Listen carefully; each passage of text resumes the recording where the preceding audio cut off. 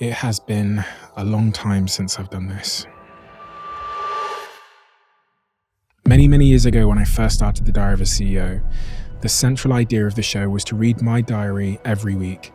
I believed that it might be interesting to get to see inside the very personal diary of someone that was running a business with hundreds of team members at 25 years old, while contending with all of life's problems, relationships, mental health challenges, mistakes, family problems, and more. So late on a Sunday night once in a while, I would plug in a microphone in my old apartment and I would read through my diary entries. The Diary of a CEO took on a life of its own. I went from reading my diary to interviewing other people about their diaries, to speaking to experts about all of the problems that I found in my diary. But every single week, someone will come up to me and tell me that they found value in those early episodes, and they'll ask me if I would ever share my diary again. I've thought about it for years and years, and this weekend, I finally decided to give it a go. So what you're listening to today is my diary, the notes I've taken in the last few weeks, the original Diary of a CEO. I'm Stephen Bartlett, and this is the Diary of a CEO. I hope nobody's listening, but if you are, then please keep this to yourself. Here's the first thing that I've written in my diary this week. Pedals over podiums. I was driving through the streets of Los Angeles a few weeks ago with a really good friend of mine. It was late afternoon and the sun was hanging low in the sky, painting everything in shades of amber and gold. As we navigated through the ebb and flow of Los Angeles traffic, the distant hum of the city filled the car, a blend of honking horns, muffled conversations, and the faint melody of a street performer playing somewhere in the distance. We were on our way to a football match on the other side of town. My friend in the passenger seat was the founder of a huge fashion business that's absolutely skyrocketed over the last couple of years. It's one of those brands that's become so popular that I know so many of you listening right now are probably wearing. His designs have walked runways, graced magazine covers, and become staples in wardrobes all around the world. But as we set off, I couldn't help but notice an unusual, almost palpable tension inside the car. Normally our drives are filled with laughter and lively debates, but this time there was a heavy silence punctuated only by the engine and the occasional sound of cars speeding past. You know that feeling when you can just sense something weighing heavily on someone's mind? He stared out the passenger window, watching as palm trees and billboards flew by. Finally he turned to me. His voice, usually so confident and assertive, was tinged with vulnerability as he broke the silence. Do you ever worry that what you're doing will stop growing, will decline, or will fail? He asked softly. The question hung in the air between us as my brain scrambled to read between the lines. By this question, I assumed that the business he had poured his life into might have started to stagnate. Perhaps the uncertainty this had created was looming like a shadow over his achievements, casting doubt in his mind. Before I could respond, he shifted the conversation.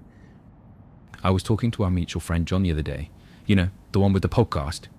I nodded, knowing exactly whom he meant.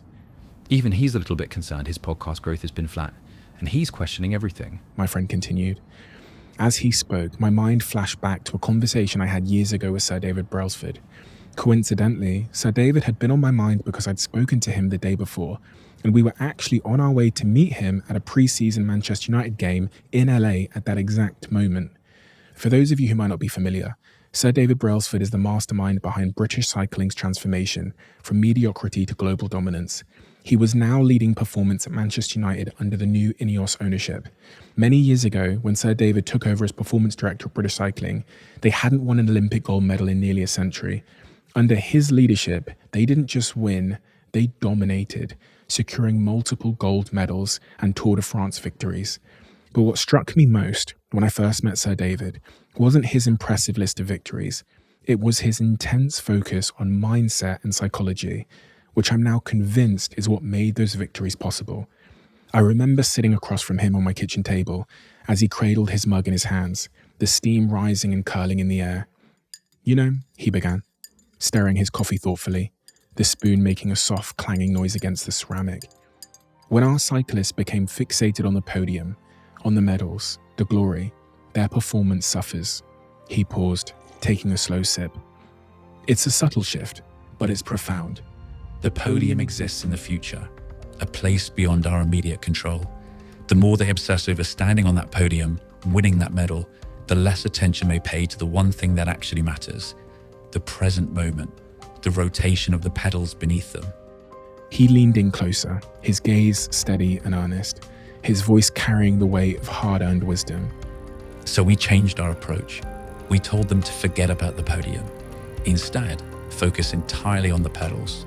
Each rotation, each breath, each muscle contraction. This is where success is truly forged. At the time, his words resonated with me so deeply. The simplicity of focusing on the immediate, the tangible, the now. It was a lesson that transcends cycling, one that can be applied to any endeavor pursued by any of us in any of our lives. Back in the car, as my friend continued to explain his fears and uncertainties, the echo of Sir David's insight seemed more relevant than ever. So I turned to my friend, offering a small smile of reassurance, and I said, "Don't worry about the podium, focus on the pedals." I went on to explain what Sir David had taught me, and how by falling into outcome overthinking, he would be distracting himself from what he needed to do, to turn his business around. I told him that when we allow our minds to drift too far ahead, we risk disconnecting from the present, which is where our power, inspiration, and creativity lies. Studies on mindfulness, a practice rooted in staying present, show that those who focus on the now, rather than an uncertain future, experience less anxiety, greater focus, and improved performance across a variety of different tasks. And a neuroscientist on my podcast has shown me that studies prove when we become preoccupied with potential outcomes, like whether we'll win a race or if our company is going to die, the brain's default mode network, DMN, becomes highly active. This network, which is involved in self-referential thinking, which is basically thinking about yourself too much, can lead to overthinking and heightened stress, which puts you off performing at your best. But conversely, when we anchor our attention in the present moment, regions of the brain associated with focus and task execution, such as the prefrontal cortex, become more engaged, which enhances our ability to perform at our best. Sir David's approach teaches us a fundamental truth. Ironically, when we focus too much on the outcome, we end up sabotaging the very actions needed to achieve it. We become distracted or paralyzed by the weight of our expectations. But by narrowing our focus to the here and now, by mastering each stroke, each moment, we align our actions with our intentions, setting the stage for success. My friend's greatest risk in that car that day wasn't his numbers stagnating. It was him being distracted by the numbers and losing touch with his customers. If he just focused on the art, the value, his creativity, the very things that had gotten him there, the numbers, the podium, would take care of itself. So whether you're an athlete pedaling towards the finish line or an entrepreneur navigating the turbulent waters of business, an artist crafting your next masterpiece, or simply someone striving to find balance in life's complexities, remember, focus on the pedals, not the podium. Success isn't a destination. It's a journey comprised of countless moments where we choose to be fully present. The podium, the accolades, the achievements, the milestones are merely the byproduct of our commitment to mastering each moment, each rotation of the pedals. I always tell people, you wouldn't plant a seed and then dig it up every few minutes to see if it had grown. So why do you keep questioning yourself, your hard work and your decisions? Have patience. Keep watering your seeds. Funnily enough, this week I stumbled across a video that reinforced the idea of thinking of pedals over podiums. It's a video of Johnny Ives, the head designer from Apple, who worked alongside Steve Jobs, Apple's visionary founder, at a time when Apple were in real trouble at the very beginning. Steve Jobs had been fired from Apple. The company had struggled, and he'd been rehired as the CEO. In the clip, Johnny Ives talks about how a dying company like Apple saved themselves, not by trying to save themselves or thinking about the outcome or problem they were in, but by focusing on the pedals, the thing they could control. Our job isn't to make money for Apple. Our job is to try and make the very best products that we can. Now, we trust if they are good, and we trust if we're competent and we do our jobs in trying to describe them. And if we're competent in making them, they will be attractive and bought, they will be bought in volume, and that we will eventually make money. I'm aware that that can sound like an easy thing to say, given our vantage point right now. But that's actually what we said in '98, when the company was struggling. You see, we didn't say that the goal was turnaround, because if we'd said the goal back in the late 90s was to turn the company around, that's all about money. When Steve came back, that's how he articulated what the goals of the company needed to be. And this wasn't some subtle, this wasn't an exercise in sort of clever wordsmithing. This was describing profoundly different attitudes and approaches to what the problem was at hand. And just to add another layer to this, Sir David and Steve Jobs didn't just adopt this mindset when they were trying to turn a bad team or company around. They also thought like this when things were going very well. In fact, when things are really good or really bad, it seems people have a greater temptation to start obsessing over the wrong things. I found a letter that Steve Jobs sent to his team in 2010 on the day when Apple became the most valuable company in the world, overtaking Microsoft for the first time. And here's what Steve Jobs told his team. May 26th, 2010, 5:59 p.m. Team, as most of you already know, at the close of today's stock market, Apple's market cap surpassed Microsoft's market cap. As I once said in a company email sent a long time ago, stocks go up and stocks go down, and things may be different tomorrow. But I thought it was worth a moment of reflection today, and so it is again. Walt Disney used to say to his team, "We are only as good as our next picture." Well, we are only as good as our next amazing new product. Back to work. Steve. When I read this letter for the first time, I had a huge sigh of relief, because just like you, I get anxious about the future. I can fall into worry about outcomes, and I can waste energy thinking too much about the podium. In fact, it's in areas of my life that I'm most successful that I seem to worry the most. And this doesn't just apply to business, it applies to life itself. I've observed that people that focus on what they want, the podium, instead of what they have to offer, the pedals, rarely get what they want. But the people that focus on what they have to offer, the pedals, usually get what they want, the podium. I.e., the people that end up on the podium are the ones that were most focused on the pedals, and the people that never focus on the pedals never end up on the podium. In the good times and the bad, when the numbers are up and the numbers are down, focus on the pedals, not the podium. And if you do, in time, the podium will take care of itself. The second thing I've written in my diary this week is quite a personal one. I've just written, you and your partner are both probably wrong. And this point is really about love and relationships. For several nights in a row, I'd arrived home to my apartment in the east of London at 11 p.m. Then I collapsed onto the soft, 12-foot sofa in my living room, its cushions enveloping me like a tired hug. And there I lay, savoring the sweet, sweet sound of doing absolutely nothing. The ticking of the clock in the corner of the room, the only reminder that time is passing. This is a grueling part of the year for me professionally. Whenever my long-standing assistant turns to me with that familiar look of concern and warns me about the months ahead, I know I'm screwed. My calendar right now is hilarious. In the next 3 months, it has me flying to every corner of the world, from the bustling streets of Bangkok and Thailand to the sprawling cityscape of Los Angeles to the desert horizons of Kuwait, sometimes for 3 major events in the same day. The constant echo of airports, the roar of jet engines, the rustle of boarding passes.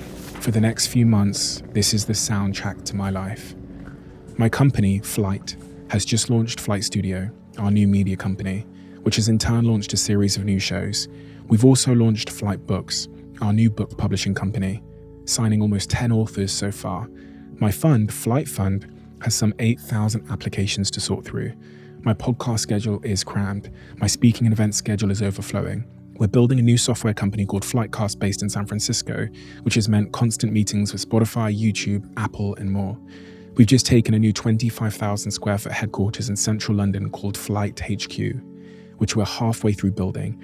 My talent recruitment company, Chapter 2, is occupying a lot of my thoughts. I'm juggling a total of 40 companies that I've either invested in via Flight Fund or founded, including a company I co-founded a few years ago called Third Web, which has now raised roughly $30 million and was recently valued at $160 million and is based in San Francisco with a team of 50. The list goes on. Boo-hoo. I know what you're thinking. Steve, you chose all of this chaos. Don't you dare ask for sympathy. Don't you dare complain about it. I accept all of that. This whirlwind is self-inflicted, and I'm still trying to figure out why me, as someone who says that I care about peace, has seemingly done everything to eradicate the possibility of it. I'm so fucking confusing. I think we all are. What we state and what we do and the forces that pull us, drag us and drive us are impossibly hard to understand. But when my life gets more chaotic like this, I become a different person at home. From Monday to Friday, I'm distant, a little empty, desperate for nothing. Silence. Solitude. Sometimes just to lay horizontally on this massive beige couch and do absolutely nothing. But there's a problem. I've been with my partner for almost 6 years now. We have a great relationship. She is the love of my life, my future wife, if I decide to get married, and the mother of my future kids. But the most frequently recurring issue in our relationship is this mutual frustration from me that she doesn't understand my world, and therefore she's not giving me the expected amount of empathy, grace, patience, or space, and conversely from her, that I don't understand her world, more specifically her needs for quality time, presence, love, and attention. And on that day, just like the night before, and the night before that, as I lay there like a dead body at 11:30 p.m, doing absolutely nothing, I heard the soft shuffle of her footsteps on our stone floor as she approached me. She started speaking to me about a variety of different issues, concerns, and topics that were on her mind. Her voice was gentle, but tinged with the weight of unspoken feelings. It was late at night, the shadows long, and the world asleep. My dopamine was completely depleted from my brain. My cortisol levels at an all-time high from having to perform all day. Perform as a CEO, a founder, a speaker, a podcaster, a manager, an author, an investor. The mental exhaustion pressed on me like a physical weight. I looked up at her and I said, I can't do this right now. I've had a really long day. I'm tired. I'd said the same thing the night before, and the night before, and the night before. I'm going to be honest with you, because I think it's important. After all, this podcast is called The Diary of a CEO. We had a disagreement that night. Our voices remained calm, but the tension was a quiet storm brewing between us. I went to a separate part of the apartment, and I closed the door behind me. The feeling I had in that moment is one I've pretty much had my whole life in relationships as a highly ambitious, workaholic entrepreneur. I felt misunderstood. I felt like I wasn't being given the empathy, space, and grace that I deserved, and I felt unappreciated. And I was wrong, but that's how I felt. What I've come to realize is that if you're an entrepreneur, if you're a CEO, if you're a manager in a high-intensity company, or if you're a team member in a high-intensity team, or if you're just someone who's striving to change your life in a radical way by pursuing a goal that's consuming you, your romantic partner will likely never truly understand your work. They will never truly understand your stress, your worries, and your constant overthinking. The most you can hope for is that they understand that they do not understand. There is at least some empathy in accepted ignorance, in them accepting the fact that they don't understand. But you also have to avoid the temptation of gaslighting your partner, something I've certainly been tempted to do time and time again. You need to have empathy for their inability to understand. So often, in not just this relationship, but in previous romantic relationships, I've fallen into the trap of thinking that my partner was inconsiderate or selfish or thoughtless because they didn't truly understand how unbelievably taxing, all-consuming, and sometimes stressful my job is. Accordingly, when I get home from work after a difficult day, or when I was consumed by a business challenge, I would be surprised by their apparent lack of understanding, space, and empathy, even though I hadn't really bothered to explain it to them. I'd kept it to myself. I was expecting her to read my mind. And the truth I didn't have the sufficient amount of energy or cognitive reserve to realize, is that even in those moments, at all moments, my partner has needs too. No matter how busy or successful or stressed I am, at home, everyone's needs need to be met. And besides, why on earth would they truly understand? It is not their email inbox. It is not their deadline. It's not their tough decision. It's not their chosen responsibility. I chose this responsibility. I chose this mission. They are a passenger in the car of my dream. It is not their dream. I set the sat-nav. I should be grateful that they've chosen to come along for the ride. Being misunderstood at home is one of the prices you pay for the growth that you chase. But here's the twist that it took me years to learn. Although it doesn't feel like it, it is a hidden gift that your partner doesn't fully understand. If they did, home wouldn't offer a retreat from work. It would be an extension of it.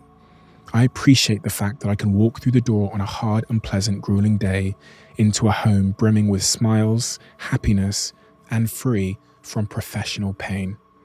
So if this is you, if the shoe fits, keep going. Protect your relationship. Have mutual empathy. The third thing that I've written in my diary this week: get to acceptance as fast as you can. I got home that night at 11 p.m. I threw my keys down and I walked across my apartment. I pulled open the balcony door to let some of the cool, humid thunderstorm air in. And as I sat down on a kitchen stool, my phone started to vibrate repeatedly. I pulled out my phone and the caller ID said George, one of my best friends. I answered. And before I even spoke, I just knew it was bad news. One of those moments where the silence seems to say more than words. When he did speak, his voice was heavy, each word weighed down by despair. He shared some really sad news. His company, which he'd spent the last decade building, a company he'd become known for, had collapsed. The countless hours, the sleepless nights, the dreams he had, all gone. After 10 years of hard work, he'd lost it all, and his team had lost their jobs. He was effectively bankrupt. The business had failed. I spoke to him for the next hour on the phone, and after I turned off the lights and headed up to my bedroom. As I was walking up the stairs, I assumed it was George texting me to say goodnight and maybe thank you for the conversation. But to my surprise, as I looked down at the notification, it was a completely different best friend, and I don't have that many best friends. The message read, "Can you speak?" Listen, it's so unbelievably rare that anyone would ask me to speak. So when they ask to, unfortunately it's always some form of crisis or bad news. I am seen as the busy friend, the one with no time, the one people don't typically want to bother. But I've tried hard to change that, ever since my conversation with Simon Sinek, where he said something that is so unbelievably true. You know, when you find darkness, you however you want to define your darkness, you know, you feel alone, you feel like nobody can help you, you feel like you have no agency, you feel like a lack of control. And the first thing that a lot of us should do is reach out to a friend and say, I'm struggling, or I need help, or I'm lonely, or I'm depressed, or I'm sad, whatever the feeling is. There's no greater honor. There's no greater honor than being able to serve a friend in need. And on this stormy Tuesday night, it seemed like I was experiencing the honor that Simon Sinek described all at once. I stopped mid-spiral staircase, slumped into a dark corner halfway up, and called my friend Ryan. She's broken up with me. Ryan is one of my best friends in the world, and he'd been in a relationship for the best part of a decade. He'd built a life with this person. He had grand plans to have kids with her, settle down with her, buy a house with her, and spend the rest of his life with her.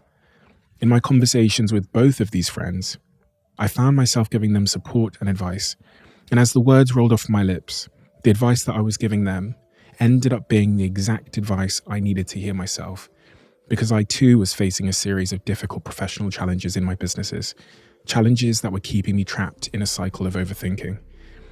The unrehearsed late night advice I gave to both of my friends that I also desperately needed to hear myself: get to acceptance as fast as you can. I said this because in moments of bad news or heartbreak or rejection, much of what I think is actually happening is we're mourning the loss of a future or an identity that we created in our own minds, that we had begun to live in, but that never really existed. In the case of my friend going through heartbreak, it was abundantly clear to me that the source of much of his pain was actually his inability to accept that the imagined idyllic future he had created with this person had been lost. I'll never forget when doac said to me, So happiness is very predictable, okay? If you look back at any point in your life where you ever felt happy, there is one commonality across all of those moments that can actually be documented in a mathematical equation. And so happiness in that sense becomes equal to or greater than, so it's really mathematics, that your perception of the events of your life minus your expectations of how life should be. And from that, I always deduced that we are unhappy when our expectations of how our life is supposed to be going go unmet. And in this scenario, both my friends and I had unmet expectations of how we thought our life was supposed to be going. It's become abundantly clear to me that the vast amount of pain I experience in business or life or love and everything in between is actually just my own resistance to situations that I find myself in, usually when my expectations go unmet. Often situations I frankly couldn't have foreseen or controlled, sometimes even situations that I'm completely unresponsible for. Bad news arrives, and then we fight against it in our own mind, and in doing so we create our own suffering. We get fired from work, we get cut off in traffic by a bad driver, we get a bad diagnosis, we get dumped by a romantic interest, someone writes something horrible about us online. The pain is the hours, the days, the weeks, the months, the years of us refusing to accept the situation we find ourselves in, trying to reverse an injustice, trying to correct the past, trying to rewind time. Acceptance of reality, especially of circumstances that cannot be changed now, is the best medicine I've repeatedly swallowed to have less bad days and less suffering. In a brain study led by a scientist called Hedy Kobar in 2010, brain scans revealed that when people were asked to approach their emotional responses with acceptance, rather than reacting instinctively, something remarkable happens. They saw a notable reduction in the activity of the amygdala, often referred to as the brain's emotional alarm system. The amygdala plays a central role in processing fear and other strong emotions, so this drop in activity suggests that acceptance can actually calm emotional reactivity, which is often why we suffer so strongly. You know, I don't know if what I'm about to say is a consequence of aging, but in this season of my life, what I value more than most things is peace. Something that I think deep down we all want, but when you look at how we live our lives, with noise, stress, and chaos, clearly something that few of us have designed our lives to create. Peace isn't necessarily a word that I highly prioritized at 25 years old, but I think by being in the public eye a lot more now, and just by getting older, it's made peace more of an important priority to me. And peace to me really is defined as that sort of state of calmness and tranquility that's free from conflict, that's free from stress. Being in the public eye in many ways has been the most intense crash course in acceptance I could ever have imagined. Going from complete anonymity to having an unimaginable number of people listening to this podcast each month, and then joining a hit BBC One TV show Dragon's Den during the same period, forced me to confront a reality I wasn't prepared for. The constant flood of opinions, judgment, and misinformation about you. Being in the public eye brings with it an interesting new reality. At any given moment, if I wanted to, I could dive into an endless abyss of negativity. I could find thousands of comments or articles about myself that are true or untrue, but are hurtful either way. And I've had to learn to accept that this is part of the territory. As one of my dear friends said to me, this is now an occupational hazard of your life. And this is especially true in today's world where even reputable sources will sometimes run with half-truths. What I've had to come to terms with is that I can't control what people say or think. I have to accept that there will always be noise. I have to accept that trying to chase every falsehood, every criticism, or every hurtful comment is not only impossible, it's self-destructive. Trying to control these things will hurt you more than these things. Being in the public eye has taught me that true acceptance is about letting go of the need for control. And it's in that acceptance where I've found the peace to keep doing what I love, without being consumed, without anger, and without anxiety.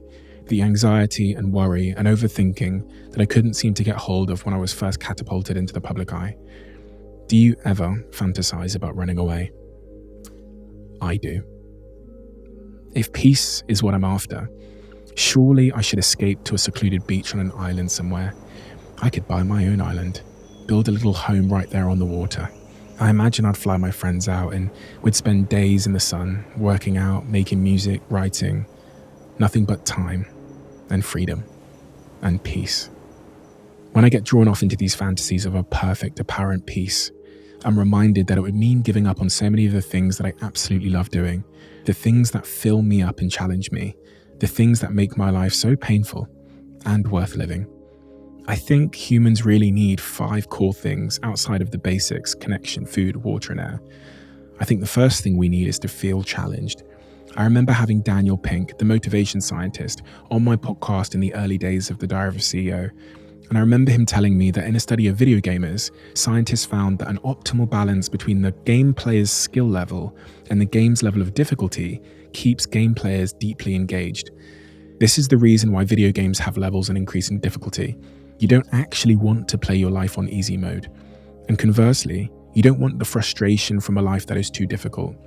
You have to maintain your own equilibrium of challenge. In the studies, when you reach your challenge equilibrium, players enter a state of flow, where they are fully absorbed in the game. All of this applies for my life, and all of it applies for yours. You and me both need increasing challenge. If you're listening to this right now, and you're one of the people considering quitting your job, for many of you, this will be the reason. You feel like you're playing the same game on the same level every single day. Secondly, I think we need a feeling of autonomy, the feeling that you have freedom and control. Thirdly, you need a feeling of progress or forward motion. Studies show this to be true. And I think fourthly, that forward motion needs to be towards a subjectively meaningful goal. And lastly, you need to be working towards it with a supportive group of people that you like. My life continues to teach me that these 5 core components are hardwired into our DNA. They are evolutionary survival mechanisms deep inside all of us to ensure that our species continue to build, to drive forward, to conquer important goals, to lean into challenging tasks, and to do it with our tribe. If your ancestors didn't have this in their DNA, they wouldn't have created the magical devices you're streaming my voice on right now, the skyscrapers we live and work in, and the airplanes we fly on. They passed this desire to you. You're born to create, to build, to accomplish, together. So with this in mind, I end up concluding that I am living my life in the way that I should be. And even if I did run away, I would end up searching for meaning by creating something. And if my creations were successful and appreciated, I would end up back in the same situation I'm in now. Peace isn't absence of hard times. It's your capacity to accept hard times while remaining in the long-term pursuit of your most important goals. And that's where I arrive back at the need for acceptance. Life is going to suck sometimes, more so than you or me would like. But that is frankly the price you have to pay for the love, dreams, and happiness you chase. To imagine such a world without the bad news, the heartbreak, the pain, is to imagine a world without love, reward, and meaning. So whenever bad news arrives, your job isn't to think your way through it, to blame, attack, or criticize. It's simply to get to acceptance as fast as you can. And I'm not saying it will be fast, and I'm not saying it will be easy. I'm not saying we can just decide to accept something and move on, because the reality is, acceptance comes in waves. One day you'll feel like you've made peace and progress with the situation, and the next day the hurt, the frustration, the doubt, the why me sneaks right back in. Mel Robbins, who came on the Diary of a CEO, told me that one of the most freeing, simple habits she's adopted is to say the words out loud, "let them," every single time she feels herself being aggravated, let down, or annoyed by someone or something, which is pretty much every single day for the average person. The let them theory is based on a simple truth. The fastest way to take control of your life is to stop controlling everyone around you. You have no idea how much time and energy and attention you are wasting trying to control other people. You have no idea how much energy you are burning through thinking about, worrying about, obsessing about what other people are doing, what they're not doing, what they're feeling, all of which you have zero control over. When she said this to me, I've got to be honest, I think I thought it was nonsense. How can two simple words be so powerful? But then I tried it, with a few minor alterations. When I find myself annoyed at an external situation and I feel tension in my body, the first thing I do is to take a deep breath in and a long, slow breath out.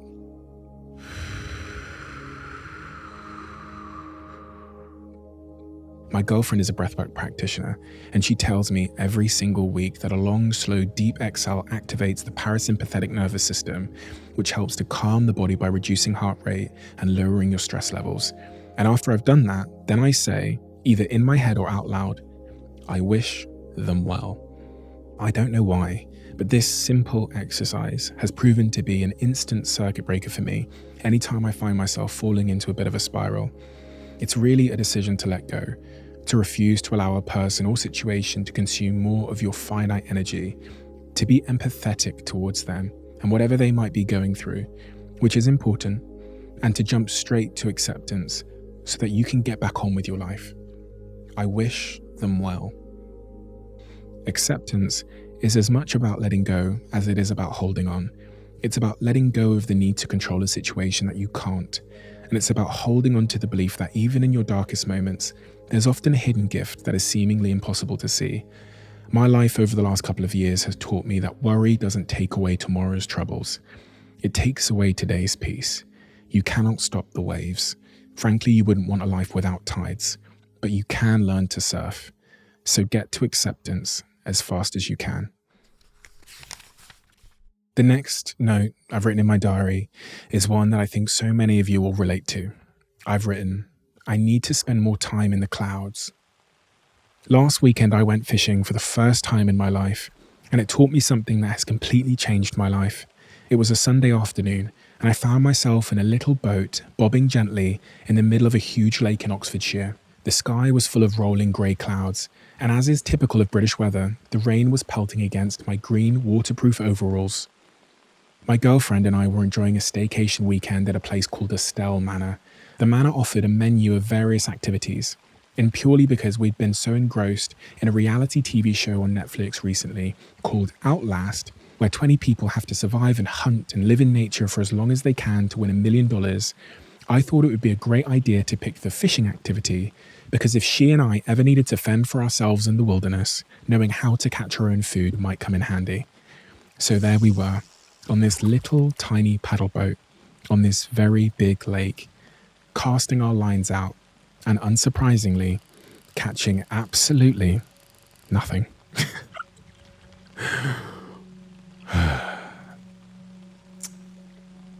This had been the first time in a long time that I had sat and done absolutely nothing. The first time in a long time that I had allowed myself to become totally bored.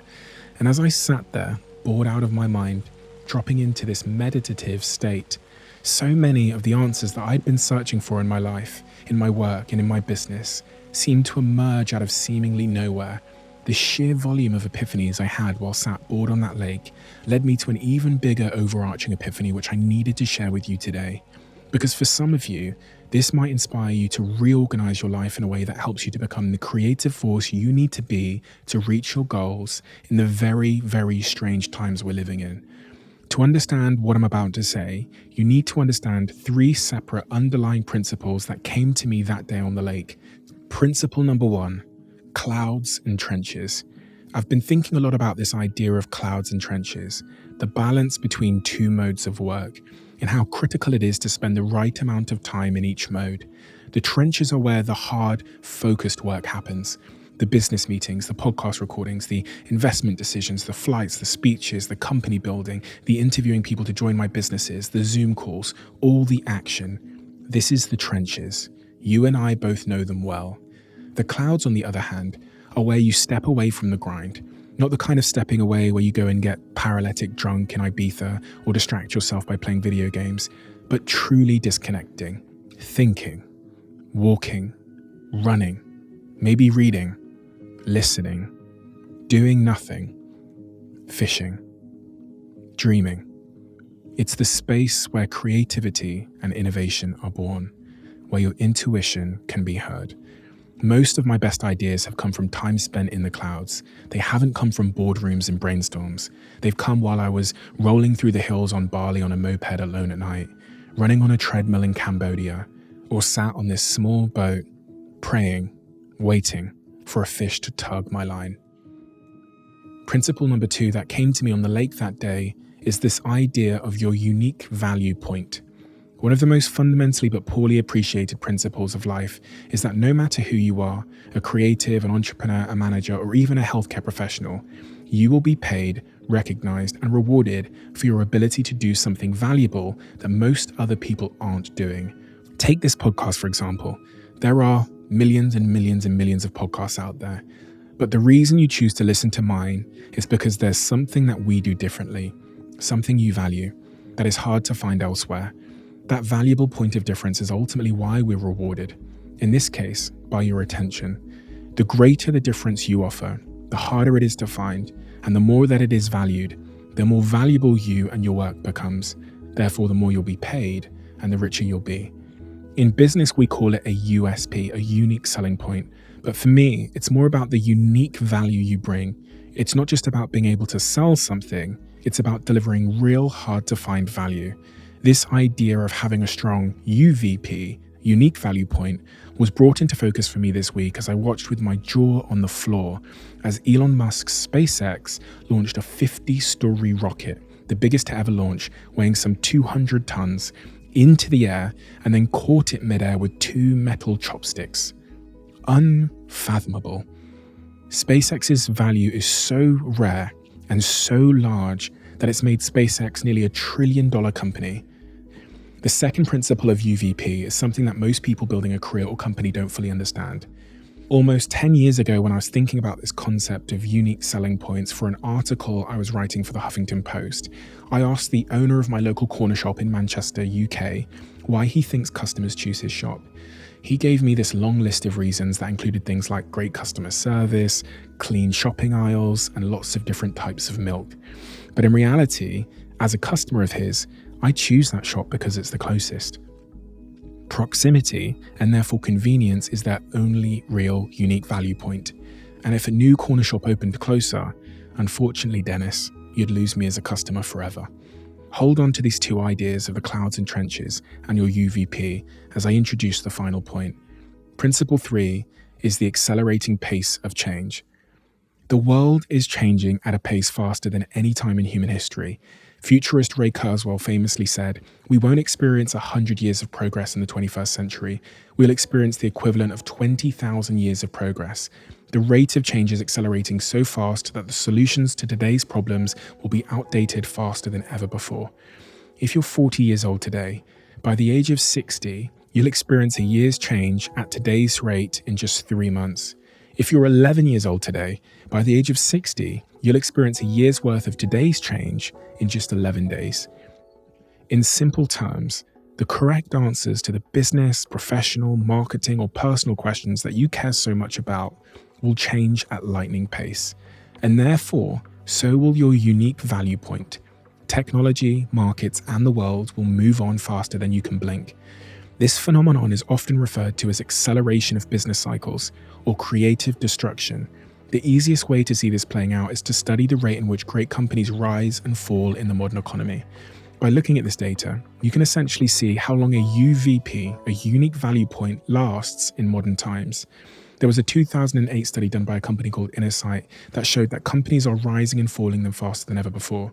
In 1965, the average company stayed on the S&P 500 list, a list that ranks the biggest 500 companies in the world, for 33 years.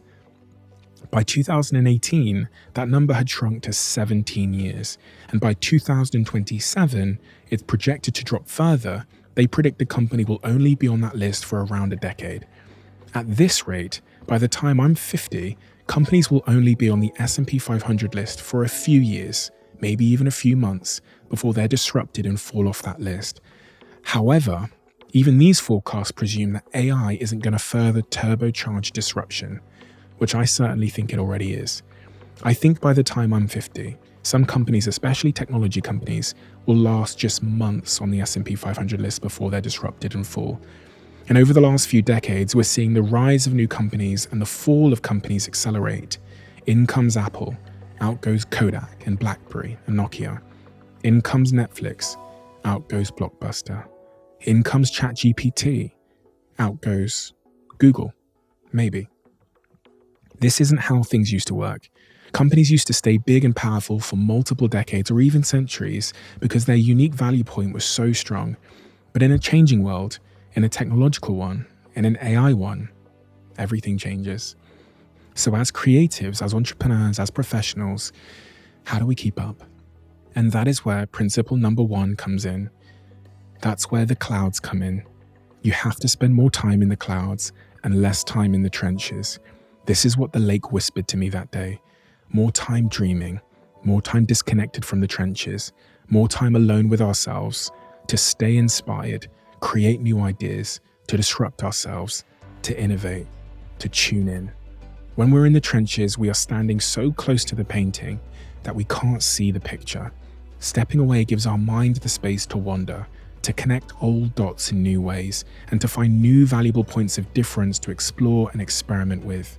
All of these principles have made me conclude that one of the most valuable but unobvious things I can do for my companies is to do nothing more often. One of the best things I could do for my relationship, which is also something that I am building, is to do nothing so I can think about the relationship. I need more time in the clouds, thinking, dreaming, letting my mind wander, because that's where true creativity, value, and connection is born. Over the last year, I've taken no time off. I've worked non-stop in the proverbial trenches, but I've had this haunting feeling that because of this, I'm missing something that's quietly whispering to be discovered, something that will only reveal itself if I pull myself up into the clouds. But I've struggled to give myself permission to spend time in the clouds because everything feels so busy and urgent and important in the trenches right now. I have this strange feeling of guilt that if I stop, I'll lose everything. I have a feeling of complacency that's associated with stepping out of the trenches and into the clouds. But there is another voice, I call it wisdom, that is demanding that I do, because the clouds have something important they need to tell me. I know all of these analogies sound a bit bonkers, but I also know that some of you will be able to relate to the feeling I'm describing. The feeling that you're missing some higher inspiration or message because you've made yourself too busy to hear it. For a second, allow me to get a little bit esoteric. We are all, in one way or another, confined by the narratives we construct around our lives. Maybe your narrative is that people should settle down at 30. Maybe yours is to avoid failure. Maybe your narrative is that technology is bad, that veganism is good, or that marriage is important, and that people on the other side of the political aisle are evil. These narratives become the bedrock of our careers, our identities, and our lives, making them exceptionally hard to escape. And they are self-reinforcing. We're often compensated and validated and applauded for continuing to believe in them, which reinforces their hold over us. However, in work, our greatest opportunities arise when we step back and recognize the broader narratives that society is collectively trapped in. Visionary entrepreneurs excel at identifying these societal and industry narratives and understanding how they limit us. They dare to imagine a better narrative, a new idea, a new paradigm that others have yet to believe. These individuals become legends and world changers and billionaires, not because they are successful at the current narrative, but because they change it. Steve Jobs is such a prime example of someone who was able to see the flaws in narratives that everyone else believed. It sounds kind of strange, but I always think about his bizarre decision to exclude Adobe Flash from Apple's iOS device as a prime example of this. In the late 2000s, Flash was the standard for delivering rich video content on the web. The industry was so deeply entrenched in the prevailing narrative that Flash was indispensable for videos and animations and interactive applications. However, Steve Jobs saw beyond this prevailing belief. He recognized that Flash was plagued with security vulnerabilities, consumed excessive battery power, and was not optimized for the touch interfaces that he wanted the world to adopt with his iPhone, his iPod, and his iPads. Despite facing massive criticism from many, including people in his own team, and including the CEO at the time of Adobe, who said it was an extraordinary attack, he held firm in his convictions. This move not only set Apple apart, but also rapidly accelerated the entire web industry's shift towards more modern, efficient, and open technologies. By challenging the entrenched narrative, Jobs redefined computing and the way that we interact with digital content forever. But this was the story of Steve Jobs, someone that seemed to be able to see into the future, that knew our current narratives were so flawed, that Adobe Flash needed to die, that to humans design and typography really mattered, that digital music was the future, that we wanted an app store, that physical keyboards on phones sucked and took up too much space that could be used for other things, that our devices shouldn't have removable batteries, they needed touch screens, no headphone jacks, and that everything could be stored in the cloud. How was he able to see the future, to think so disruptively, so clearly, with such conviction? Well, it turns out he spent every day in the clouds. What most people don't know about Steve Jobs was that he was deeply influenced by meditation and mindfulness practices. These practices played a significant role in shaping his creativity, his leadership style, and the innovative products that Apple became known for. Frequent meditation helped Jobs to cultivate a heightened level of focus and mental clarity, which was crucial in his creative process. And he said it himself, "If you just sit and observe, you will see how restless your mind is. If you try to calm it, it only makes it worse. But over time, it does calm. And when it does, there's room to hear more subtle things. That's when your intuition starts to blossom and you start to see things more clearly." To Steve, spending time in the clouds allowed him to hear his intuition. In one interview, he said, "Intuition is a very powerful thing, more powerful than intellect, in my opinion. It's had a big impact on my work." And finally, the wonderful Walter Isaacson, Steve Jobs' biographer, whom I interviewed on this podcast a few months ago, said, "Steve Jobs' way of looking at problems was a direct result of the meditation techniques he practiced. It is no surprise to me that one of the most visionary entrepreneurs of our lifetime had a dedicated practice where he spent time in the clouds, with a clear mind, tuning out of the noise so he could tune in to his intuition." Maybe we all should. I wonder what messages that your intuition has been trying to tell you, but hasn't been able to because you've been so busy creating ever more noise. As I sat on the lake that day, rain pattering on my shoulders and head, words that I read many years ago from Guru Ram Dass came to mind. The quieter you become, the more you can hear. And my life has continued to prove this to me. Silence, boredom, and space aren't empty. They are full of answers, and that I need to spend more time in the clouds listening to silence and all that it has to say. Get out of the trenches and into the clouds. The last point in my diary this week is a point that I never thought I would, never imagined that I'd be sharing with the world. I literally just got goosebumps when I started speaking.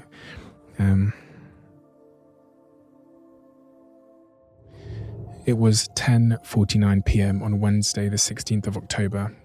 I was sitting at my computer at my kitchen table in my high-rise apartment. The familiar late-night hum of the city was my only acquaintance, and the lights beneath me like a galaxy of tiny stars. My French bulldog Pablo lay at my feet, snoring softly, a comforting, familiar sound in the stillness of the night. The rhythmic tapping of my keyboard was the only other noise as I flowed through my work. My phone lit up beside me. It was a message from Georgie, the CEO of my media company. Her text read, "Have you seen the news?" My heart skipped a beat. Before I could reach out to pick up my phone, another notification appeared. This time it was from my personal assistant. "Oh my God," it read. I froze, my fingers hovering above the keys. A wave of apprehension washed over me. What could possibly be so urgent at this hour? My mind raced through a dozen scenarios. None of them were good. Taking a deep breath, I opened a new browser tab and typed in bbc.com, expecting to see some sort of breaking news headline. Nothing. Confused, I navigated to Twitter. The homepage felt like it took a lifetime to load. And there it was. A headline that made my stomach drop. Liam Payne, dead at 31. I stared at the screen, my mind unable to process the words I just read. It was surreal. Impossible. I reread the headline several times, hoping I'd misread it. I checked the account that posted it. Verified. Reputable. I clicked off the tweet in disbelief and searched his name, not looking for confirmation that this was true, but hoping for confirmation that it was a hoax. But the avalanche of posts that I saw told me that it was all too real. Even as I speak these words into the microphone now, I have this wave of goosebumps that spread across my body.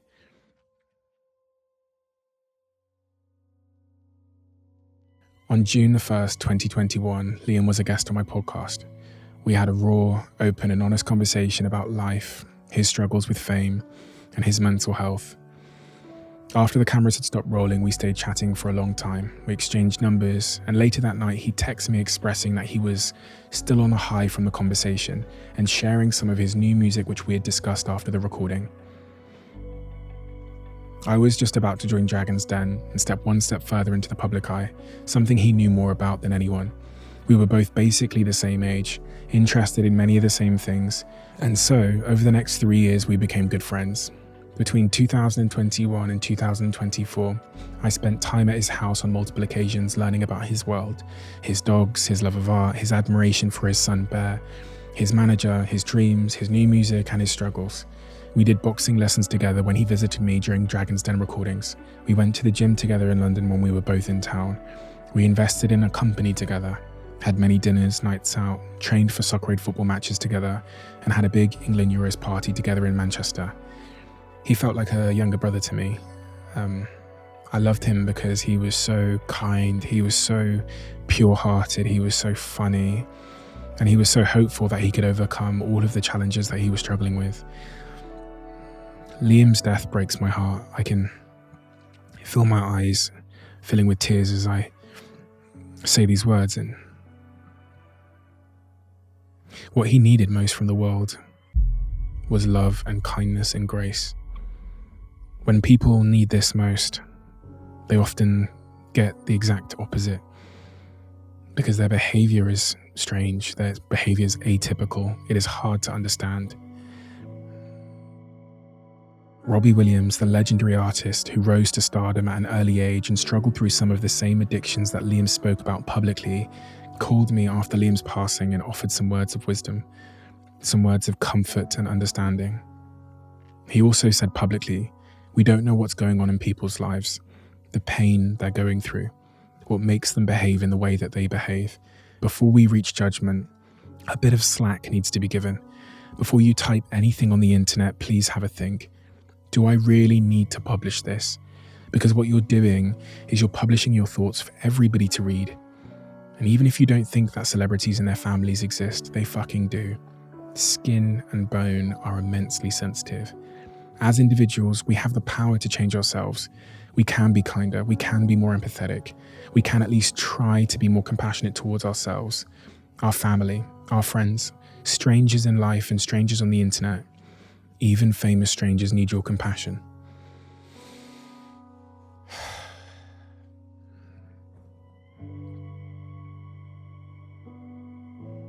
One of the things I've come to learn by doing the Diary of a CEO and interviewing so many people is that people's pain and their sadness and their trauma rarely looks like pain, sadness, and trauma. It looks like anger. It looks like hate. Sometimes it looks like laughter. Sometimes it looks like addiction. And addiction isn't for bad or crazy people. Addiction isn't a bad choice that they make. Addiction is a symptom of pain and trauma. And we're all searching for ways to feel less pain. For some of us, the pain and trauma is so unbearable, so inescapable, that the ways we choose to not feel it become destructive in and of themselves. But it isn't a choice to self-destruct. It's the opposite. It's a last-ditch attempt to survive. And we never heal from pain we refuse to acknowledge or try to escape. We can't pornography our pain away. We can't drink our pain away. We can't smoke our pain away. We can't drug our pain away. Because these escape mechanisms will just become our new pain. We have to confront our pain.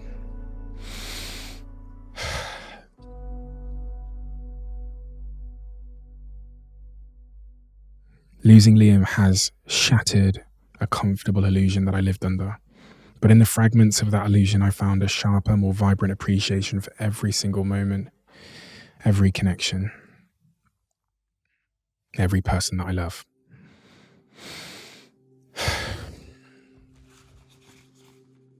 The last text messages Liam shared with me were photos of art that he'd created, these incredible, powerful pencil sketches. And as I sat there in the early hours of the morning, scrolling through years of messages, the artwork, the unreleased music, the loving encouragement he gave me whenever I faced a challenge in my life, the love letters he wrote to his partner that he shared with me, all of it served as the most horrible reminder of the talent, of the person, of the son, the friend, the father, the boyfriend that the world has lost. And in that moment, I felt so overwhelmed by the urge to text you, Liam, even though I knew that you were gone. I hoped you would read it. I hoped you would reply.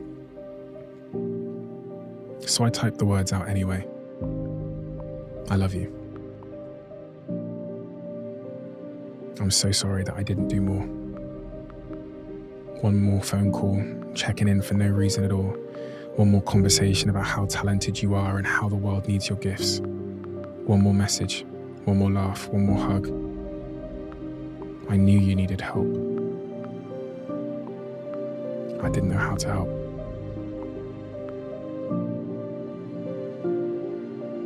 I'm so sorry that I didn't do more.